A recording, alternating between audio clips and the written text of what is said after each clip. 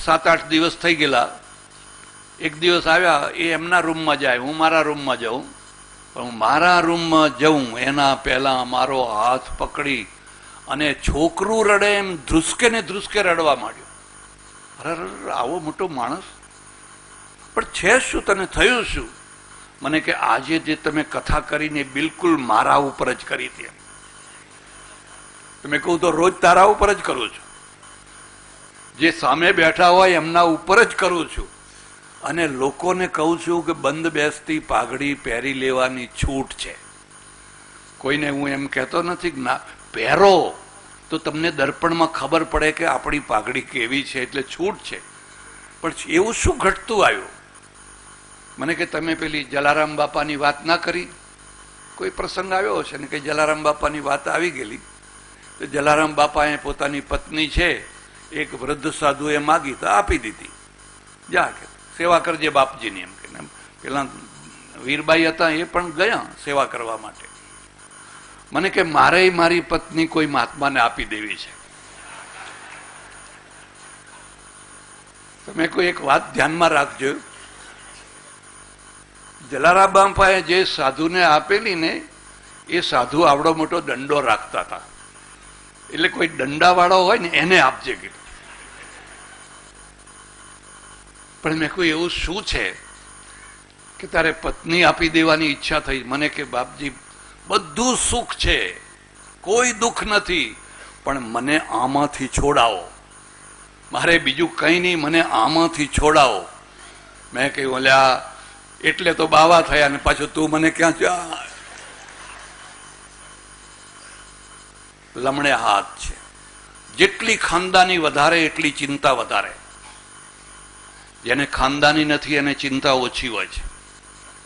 પણ ખાનદાનીની સાથે જ ઇજ્જત જોડાયેલી હોય છે, આબરૂ જોડાયેલી હોય છે. અને આબરૂ ને ઇજ્જત કદી ચિંતા વિનાની હોય જ નહીં. એ રાત દિવસ એને ચિંતા થયા જ કરતી હોય. એટલે જનક છે ને, એ જનક તો બહુ સમર્થ રાજા છે. યુદ્ધો કરે છે, વહીવટ કરે છે, અને છતાંય અલિપ્ત છે, છતાંય વૈદેહી છે, છતાંય અલિપ્ત છે. આ બહુ અઘરું કામ છે.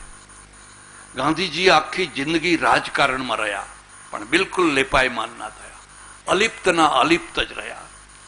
એવા કેટલાક રહી શકે, બધા ના રહી શકે, પણ અને કેટલાકનો જ ઇતિહાસ હોય, કેટલાકની જ કથા હોય, બધાની કથાઓ ના હોય.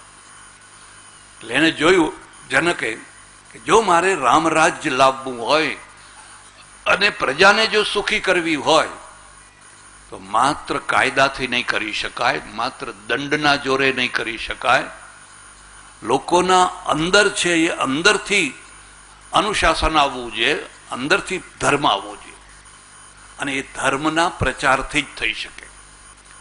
ધર્મ વિના રામરાજ્ય હોય જ નહીં. હા, એ વાત જુદી છે કે ધર્મનું સ્વરૂપ સાચું હોવું જોઈએ. પણ તમે કલ્પના કરો કે આપણે આખા ભારતને નાસ્તિક બનાવી દઈએ અને પછી રામરાજ આવે તો ખોટી વાત છે.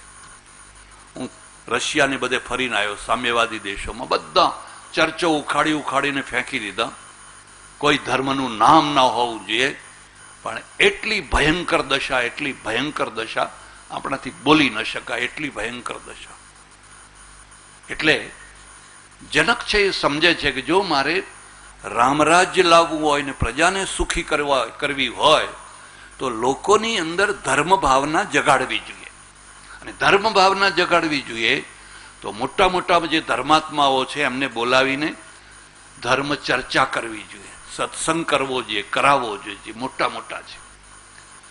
પણ જનક સમજે છે પાછો કે ભાઈ એ બધા હોય પણ એમને એમ કદાચ આવે કે ના આવે.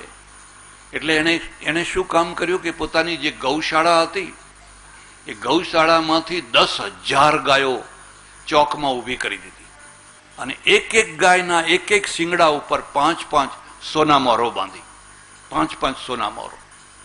આવી 10,000 ગાયો ઊભી છે. અને બધા જ ઋષિઓ, મુનિઓ, બ્રાહ્મણો, યતિઓ, સંન્યાસીઓ બધા ભેગા થયા છે. અને પછી જનક જાહેરાત કરે છે, યો વહ બ્રહ્મિષ્ઠ, તમારામાં જે કોઈ બ્રહ્મવેત્તા હોય, બ્રહ્મજ્ઞાની હોય, આ ગાયો લઈ જાઓ. આ ગાયો લઈ જાઓ, હું તમને ભેટ આપું છું, આ ગાયો તમે લઈ જાઓ. અને હું તમને એક ખાસ ભલામણ કરું છું, તમારે ઘેર કોઈ પણ નાનો મોટો પ્રસંગ આદર્યો હોય, કદી લુખ્ખા ના થશો. બેન આવી હોય તો બેનને કંઈક આપજો, ફલાણી આવી હોય તો એને આપજો, ભાભીને આપજો, જે આવ્યું કામવાળીને આપજો, પણ કંઈક ને કંઈક આપતા રહેજો. બધું થવું પણ કદી લુખ્ખા ના થવું. 10,000 ગાયો અને એના શિંગડા ઉપર 5-5 સોના મોરો બાંધેલી છે. કોનું મન ના લલચાય? પણ તરત જ તમે એની કક્ષા જુઓ, એક પણ માણસ ઉભો ના થયો. એક પણ કે હું લઈ જાઉં, હું લઈ જાઉં, હું લઈ જાઉં, એવો એક પણ માણસ ઉભો ના થયો. અને જ્યારે કોઈ ઊભું ન થયું ત્યારે યાજ્ઞવલ્ક ઊભા થયા. યાજ્ઞવલ્ક ઊભા થયા અને યાજ્ઞવલ્ક છે એમણે પોતાના શિષ્યને કહ્યું, સોમશ્રવા ઉદા જહાર એતા ગા. હે સોમશ્રવા, આ ગાયોને લઈ જા, આપણા આશ્રમમાં લઈ જા. તત્ર બ્રાહ્મણા ચક્રુધુ. ઉપનિષદ કહે છે કે જ્યાં એ સોમશ્રવાએ ગાયો લેવા માંડી એટલે બાકીના બધા જે હતા એ ક્રોધાયમાન થઈ ગયા. તું મોટો બ્રહ્મવેત્તા, તું મોટો બ્રહ્મજ્ઞાની. આ ઈર્ષા, દ્વેષ, ઝઘડા, ખટપટ પહેલેથી ચાલી આવે છે. એમના સમજતા કે હમણાંથી જ શરૂ થયું છે, પહેલા નતા એવું નહીં. અને ત્યારે જે યાજ્ઞવલ્કે જે જવાબ આપ્યો છે એ અદ્ભુત, એ જ મોટાઈ છે. એને કહ્યું, નમસ્કુર્મો વયમ બ્રહ્મવાદીને વયંતુ ગોકામા. હે ઋષિઓ, હે બ્રાહ્મણો, હે પંડિતો, બ્રહ્મવેત્તાને હું પગે લાગુ છું. નમસ્કુર્મો વયમ બ્રહ્મવાદીને, એ બ્રહ્મવેત્તાઓને તો હું પગે લાગુ છું. તો પછી ગાયો કેમ લીધી છે? તો વયંતુ ગોકામાહ, અમે તો ગાયના લાલચુ માણસો છીએ. તમે કોઈએ ના લીધી અને મારી લાલચ વધી ગઈ એટલે મેં લીધી છે. વયંતુ ગોકામાહ, આ એની મહત્તા છે. તમે તમારી જાતે તમારી સ્થિતિને નીચી બતાવી શકો છો કે જ્યારે જુઓ ત્યારે હું કર્યા કરો છો.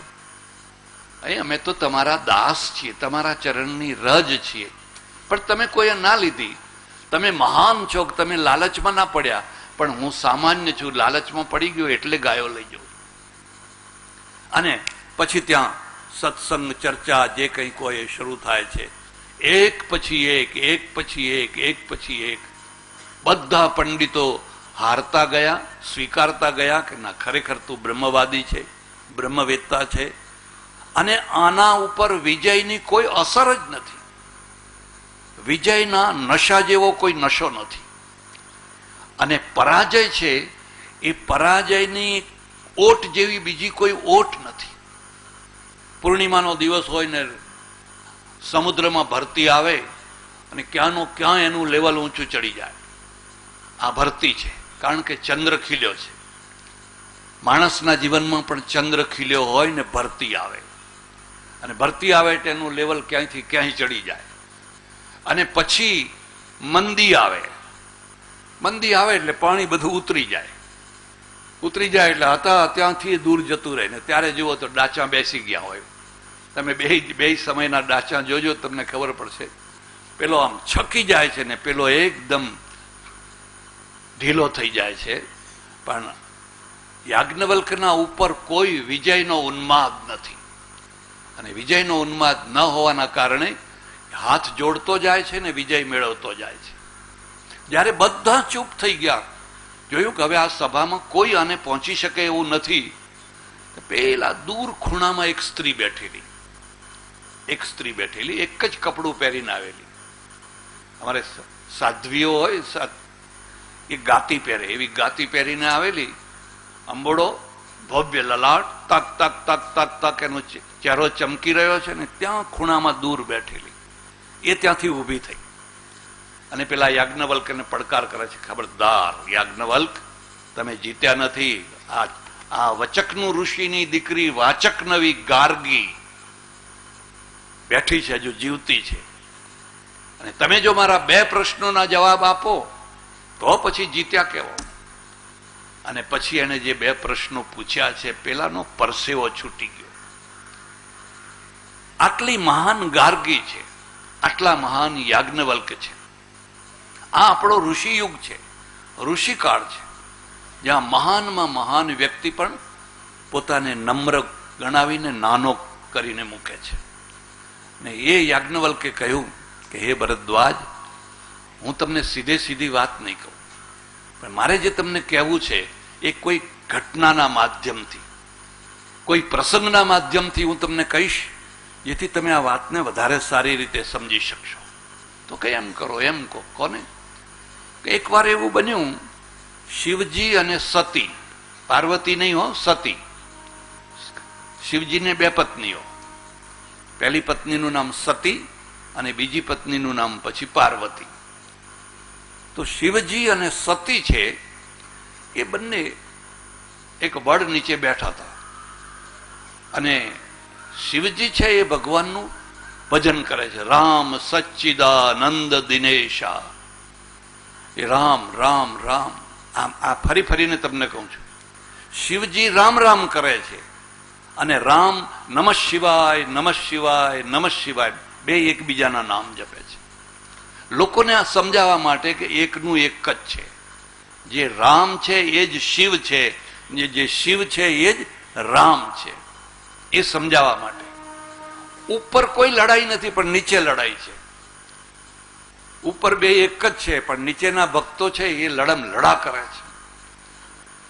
એટલે સતીએ જોયું કે આ મારો નાથ, ત્રિકાળ જ્ઞાની, 3 લોક અનંત કોટી બ્રહ્માંડનો અધિપતિ, અને એ વળી પાછા કોઈનું ભજન કરે છે.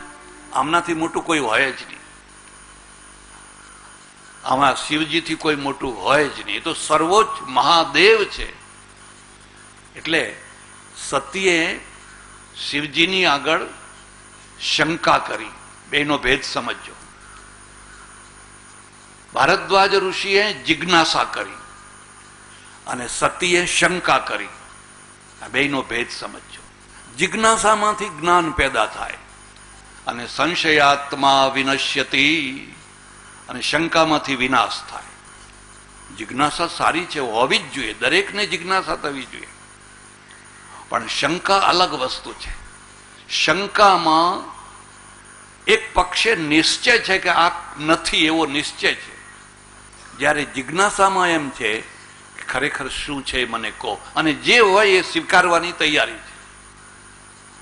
અને સતી મનમાં ને મનમાં વિચાર કરે છે કે ના ના હો, જે પુરુષ એક સ્ત્રીના પાછળ રડ કરે છે, સીતે સીતે સીતે, આ તે કઈ બ્રહ્મના લક્ષણ છે?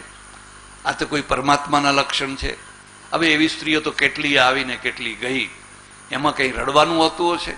પણ આ તો જુઓ ને, રે રે વૃક્ષા, હે વૃક્ષો, તમે મારી સીતાને જોઈ, તમે જોયું, આમ જો, એમ કરી કરીને વૃક્ષોને બાથ ભીડી ભીડીને રડે છે.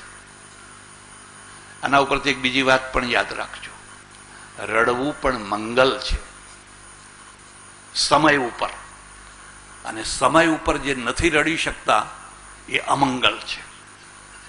વગર સમયે રડે એ અમંગલ છે. તમારું કોઈ પ્રિયજન મરી ગયું હોય,